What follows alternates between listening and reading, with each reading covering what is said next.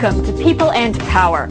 I'm Shireen Al-Feki. In today's program, Death of the Dollar. Is the greenback losing its power? And Rumble in the Jungle. Trouble over oil in Ecuador. We begin with a look at the U.S. economy, and more specifically, the dollar. Now, the dollar isn't just the United States currency, it's the world's currency. The one used for most business, whether it's buying a cup of coffee in America, trading oil from the Middle East, or financing a deal in Asia. Now, the dollar has been falling against other major currencies. Some economists think this is a good thing, that the dollar needs readjustment, and all of this is important for America to deal with some of its economic imbalances. But a sharp fall could trigger big economic problems in the United States. The fate of the dollar lies largely in the hands of those outside America. But what if foreigners lose faith in the American economy?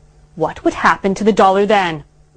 Max Kaiser is a financial activist with Karma Bank and a former Wall Street broker. Here's his perspective in Viewpoint.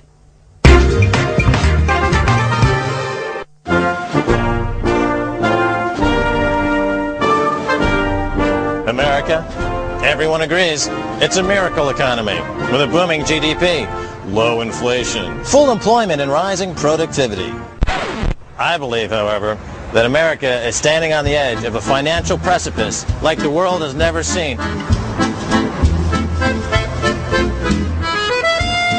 This precarious state of world financial affairs has been achieved because the rest of the world has been convinced to exchange their wealth for U.S. dollars. A U.S. dollar that America says is as good as gold. The United States came off the gold standard in August of 1971 by presidential executive order. And the reason is that the imbalances in the monetary system as it existed at that time were so out of whack that the U.S. could no longer maintain any credibility in keeping the gold standard at $35 per ounce.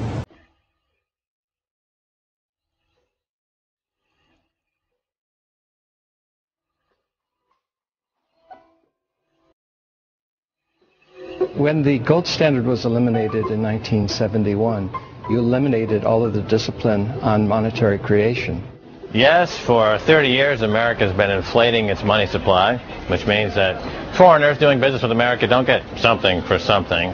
All of that monetary inflation means that the dollar gets devalued, massively devalued. Oh, gargantuanly devalued. Okay, bonjour. Le petit steak, bon steak. Un bon steak. Ouais. Vous acceptez dollar? Ouais, c'est bon. It's good. It's gold. This is really gold. Avec la caissière. So why do America's trading partners accept this deal? Nothing for something. Is it because they've been mesmerized, or is it just a case of outright deception?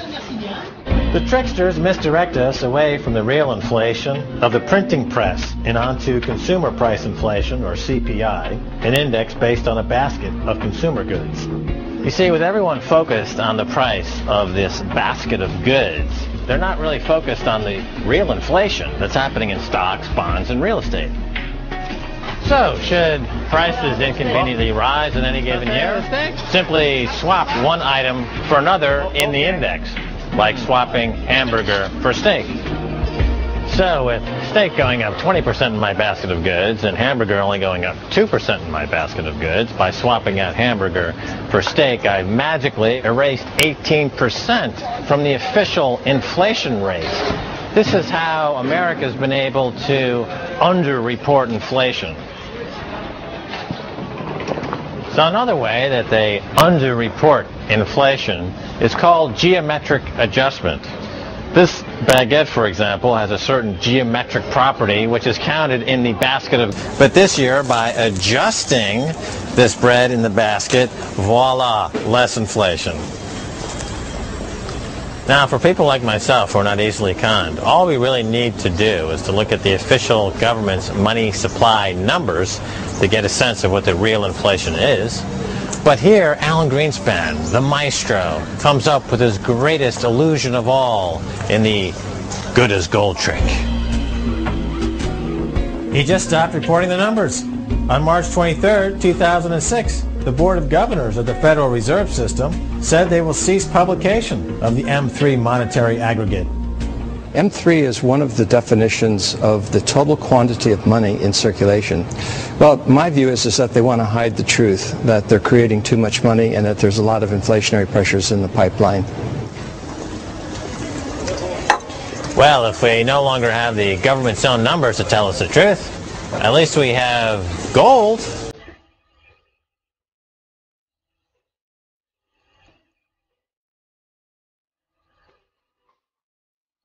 Gold has always been a reliable indicator of which way inflation's going.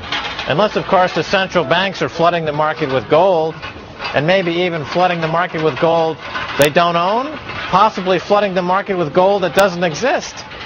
Central banks have been active participants in the gold market. We see some of their activity when they make their announcements as to just hoarding some of their gold stock and some of their gold reserves.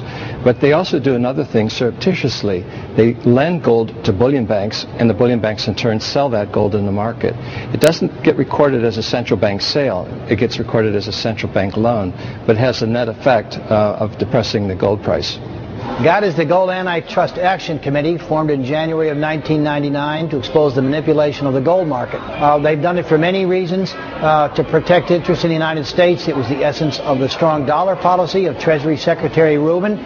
Sounds like a pros and con. But even the establishment agrees. Chevreau Bank, a division of Credit Agricole, has issued this 56-page report that completely supports GATT's charges.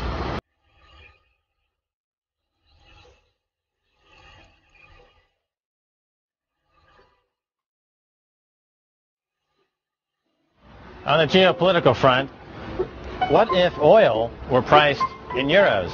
Since the 1970s, oil's been priced in dollars. But then Saddam Hussein started pricing his oil in euros. And before too long, Saddam started making 17% more on his oil than his neighbors. He saw through the dollar scam. Now, we'll never know how far this would have gone because of shortly thereafter, Iraq was invaded.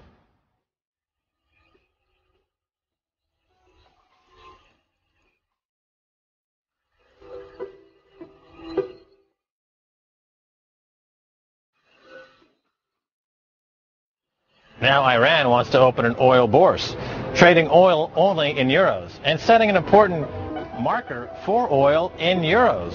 Well, it will be, if it is successful, definitely it will provide, when the value of dollar is down, very keen opportunity or a venue of sale of oil by other producers who would be unhappy at the time with the lower value of dollar, and they like to come and sell their oil in the Iranian exchange, in the Iranian oil bourse, which is being traded at the time, or that is the intention, in euros. Of course, that will be an advantage.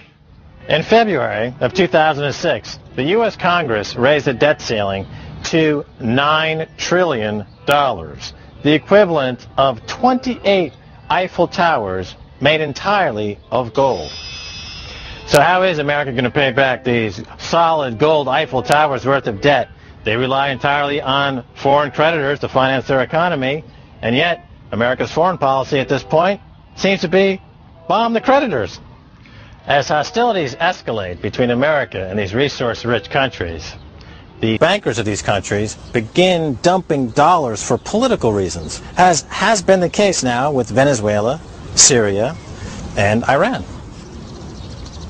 For economic reasons, Sweden has dumped 17% of their dollar reserves. In March of 2006, the UAE has said that they would be diversifying 10% of their dollar reserves out of the U.S. dollar, right on the heels of the U.S. Congress's rejection of the Dubai port deal. It's a clear sign of protectionism, and I think the view is clearly emerging that people recognize that dollars do not have any value. As more foreign banks realize that the dollars they hold are not as good as gold, look for a rush to the exits.